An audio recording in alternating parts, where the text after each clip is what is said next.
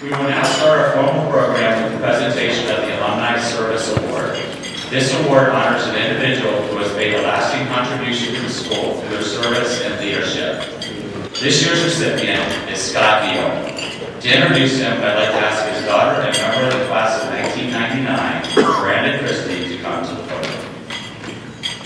For as long as I can remember, whenever I introduced my dad, Scott Neal to anyone, the title of teacher has always been included in the introduction.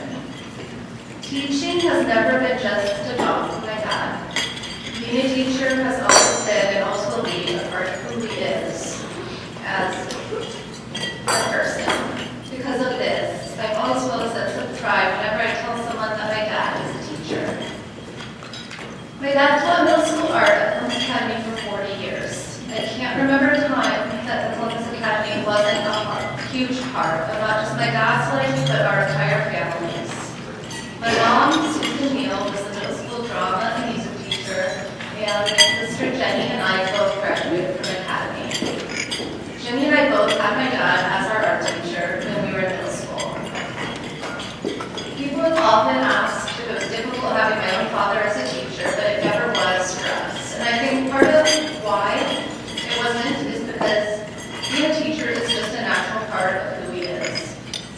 My own career has involved working extensively with children with special needs, and I found myself modeling a lot of the aspects of my dad, of my teaching and counseling style after my dad.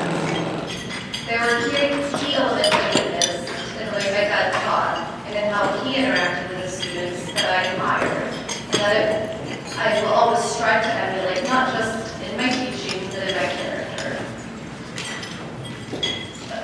Every student was treated equally and with respect in his classroom. He's the only teacher I have ever had that I can honestly say did not ever seem to have a favorite among his students. He liked every child equally and showed a personal interest in each and every one of them. I respected and admired how he made sure every student felt seen and valued when they were in his classroom. It didn't matter if he had a reputation as a troublemaker once you were in Mr. Neal's classroom, he would be given a clean slate at the beginning of every period. He never made anyone feel badly about themselves, and he never compared students to each other. One time I asked him how he was able to treat all the students so well, even on their bad days, and he replied that he could always find something unique to like in each student. I could tell that he genuinely meant it, and I've tried to do this same practice with my students ever since. If you had Mr. Neal as a teacher, you were sure to be assigned a nickname at some point by him. He loved making up nicknames for his kids, and I think it made him feel special when they got one. My dad was able to make every student he worked with feel special in many ways because he genuinely cared about them. He has a kind and caring demeanor that cannot be faked. The students could sense his genuineness, and many of them requested to have him as their advisor because of this. What faculty children see that the other Columbus Academy students don't is how much extra work, time, and effort the teachers there put in that often goes unnoticed. My dad was not only the middle school art teacher, he was the middle school track coach for many years and helped run the group acts in middle school plays. Before my sister and I could drive, I can remember waiting around campus well into the evening to finish up his work so we could finally go home.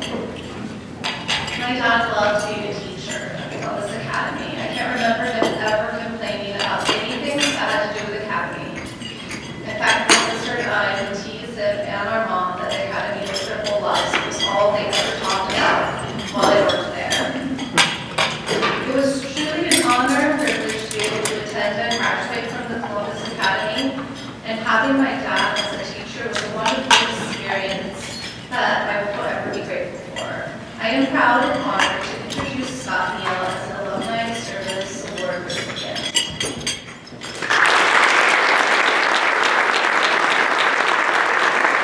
Thank you, Miranda, for that nice introduction.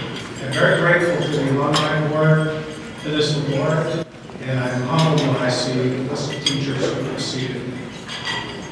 The year was 1977. I had a new Bachelor of Fine Arts degree Bachelor of Art Education. I just finished my student teaching at Columbus Academy.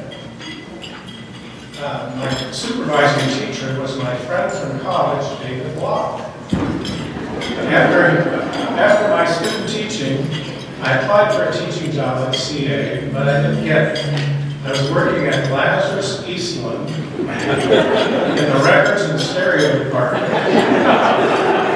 got a lot of free jazz records. And my late wife, Susan, was pregnant with our daughter, Jennifer. About 2 weeks into the 1977 school year, I received a call from the new headmaster, Bo Nixon. I think Bo saw all that David was teaching and felt sorry for him. I was offered a part-time contract to work 2 hours a day and teach some of the local school art classes, and I was thrilled. I was fortunate to have David as my mentor as I learned the ropes of teaching. Early in the school year, David and I decided to have a department meeting to discuss our budget. Back then, the upper school schools paid an art fee. They were charged for an art fee to cover the cost of supplies. David and I noticed, even though we're both not very good at math, that the total of the art fees far exceeded our entire art budget. So we made an appointment to meet with the business manager, Colonel Tom Blair. We outlined our findings and asked Colonel Blair where the money went. He said, "Well, you want to get paid, don't you?" So we couldn't very well argue with that, so the meeting was over.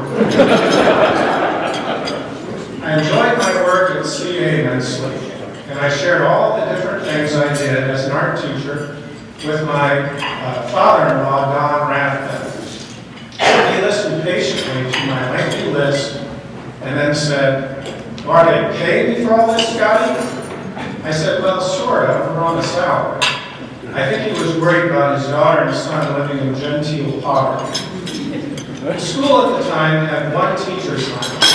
To me, as a new teacher, the lounge was Mount Olympus. I was in awe of the personalities in that room.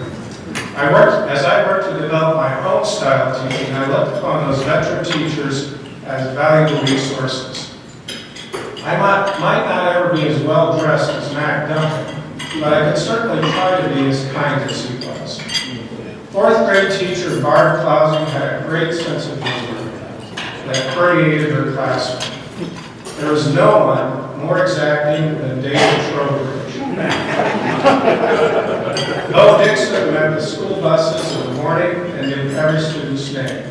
Bo's enthusiasm and sense of fun was a worthy goal which to aspire. As my own teaching style developed, I became more confident in my abilities. I also took on new challenges. I enjoyed teaching the youngest students, but more and more I found the middle school students challenging and rewarding to teach. As the art faculty grew, I was able to specialize in middle school. When you teach middle schoolers, you either have to have a very thick skin or you develop them very quickly. One day, my 8th grade students were working on various projects. One of my students, Sarah, had a question. I told Sarah to read an article in Scholastic Art magazine, and I would help her shortly. She piped up, quite loudly, I might add, "Reading? Why should I read in art class? You're not supposed to learn anything in art class." I replied, "Sarah, you just made my day." In addition to teaching art, I also worked in other areas and departments of the school. Admissions Director Lou Schultz asked me to help in the admissions department, which I did for many years. My duties included pairing prospective students with current students for visiting days, and I also would interview the prospective students. It was very rewarding. I also helped with the sets for the middle and some upper school plays. I worked closely with my late wife Susan, Donna Williamson, and Scott Dillon.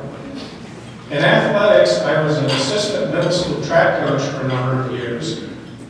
I enjoyed driving up the long driveway each day of my 40 years at Columbus Academy, and I relished all the opportunities I had teaching many fine students.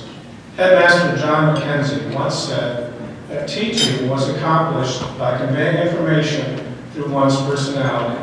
I hope my former students knew that I cared about them, not only as students, but as people.